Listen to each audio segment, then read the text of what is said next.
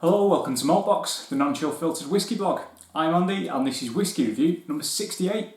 What I have for you today is a Speyside single malt Scotch whisky from the Glen Moray distillery, and it comes in the form of their entry-level bottling, the Elgin Classic. There it is. I'll get it out of the tin, shall I? So you can see it. There you go. The very, I suppose it is quite iconic bottle shape now, isn't it? As far as I'm aware, it's the only one that actually uses that bottle.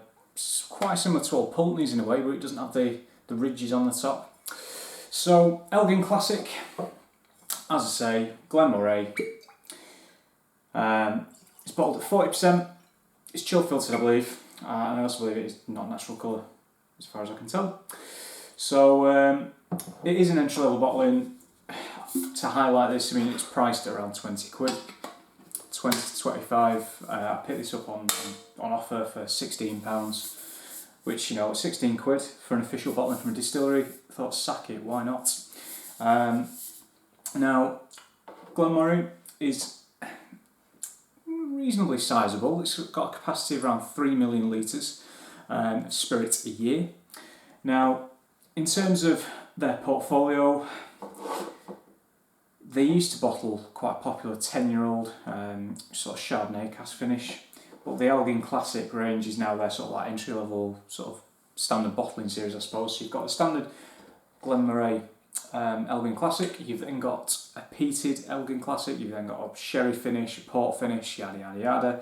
You then sort of step up to an age statement range called Elgin Heritage, and I know from that they've got like 15-year-old and 18-year-old, but it's still very well priced. That's still, I think the 15-year-old's still about 40, 45 quid, so that's still pretty decent.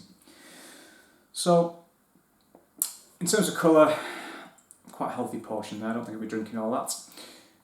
I don't believe it's natural colour. I can't see anywhere on the tin or the bottle it says it's natural colour. I probably should have looked at Whisky Base before I started the review, but such is life. Here I am talking. Too late for that, my friends. So as usual, I will update you, or someone will inevitably comment in the YouTube comment section saying, Andy, it is chill filtered, it is natural colour, or something like that, So anyway, colour lies, right? Next, some nice legs around the glass there, nice thick legs, hopefully you can see that. There you go. I think I put the camera a bit further back than I normally do, so sorry about that. I'm probably miles away. Hopefully you can still hear me alright. I'm sure you can. My voice carries quite well in this terribly flawed fake vinyl flooring. Well, it's not vinyl, it's wood. Basement type ensemble that we've got here. So, as I say, I don't believe it's natural colour. Some nice legs on there. So, without further ado, let's see what it's doing on the nose.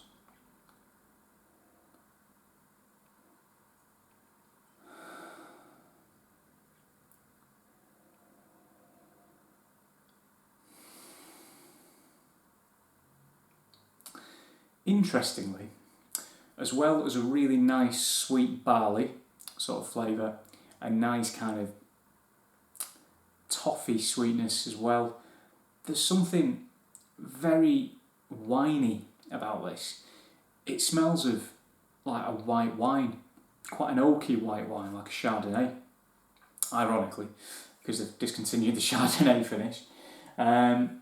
But yeah, I've not experienced that from a whisky for quite a while, and even then it was wine finished whisky. It's kind of like minerally. Again, it's almost tannic, very tannin led, even though it's whisky, it's not wine. Quite fresh, sort of grassy, bit of lemon in there as well.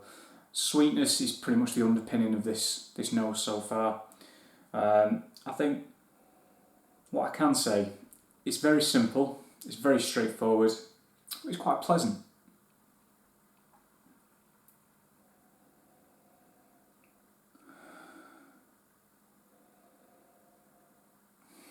Also, just at the back, there's kind of like a smoked kipper in there as well. It's a bit odd. mean, let's see what they've got. Right, fragrant and lightly drying. I suppose that's your tannins, isn't it? With warming malty notes, butterscotch and shortbread with herbal grassy notes. Oh, there you go. Yeah, wasn't far off. I mean, I'm not going to call it one-dimensional because it's not. There's still a little bit going on, but I will emphasise it is quite simplistic, quite straightforward, quite comfortable, I think. Onto the palate.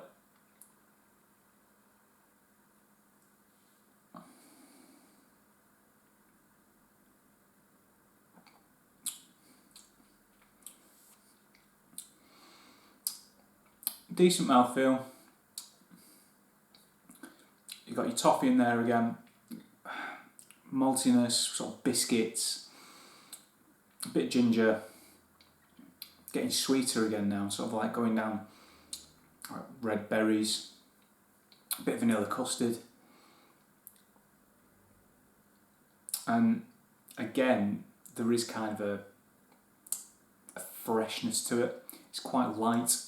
It's the sort of whiskey that you could put in a tumbler with, dare I say, ice. I know.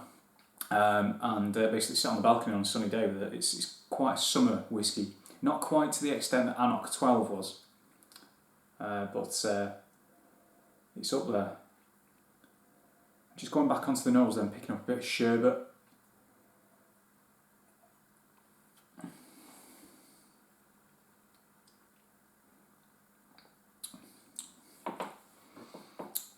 Yeah, boiled sweets. I think Werther's Originals kind of thing. Yeah, and pretty much what I mentioned before. Finish short to medium.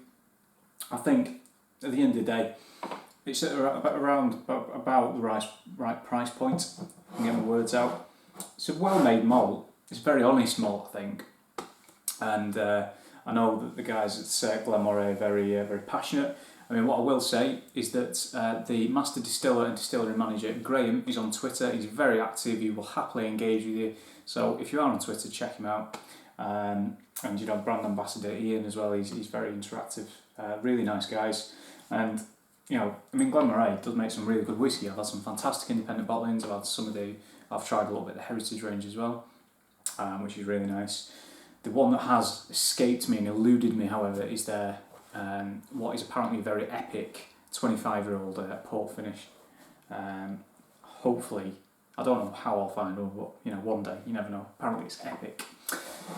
So anyway, back to the Elgin Classic. You can buy this in your sort of like Tesco's, Asda's, etc. of the world. I did get this in Tesco, which again was on offer at 16 quid. Would I recommend you get it if it's on offer? Hell yeah. I mean, hell, even if it's not 20 quid, that's pretty good for an own bottling, like distillery bottling. Speyside, it's it's pretty decent. There's not much to it, but you can easily sit back with it, not think about it too much, and just enjoy it. It's a sipper. It's something you can just crack out if you had a bit of a shit Wednesday afternoon or something, and just sit there watching telly with it. Very easy going. In terms of score, I think I'm going to give it an 81 out of 100. Like I say, quite a lot going for it, but at the same time, it might be a little bit too simplistic for some people's tastes. Thanks for watching. See you soon.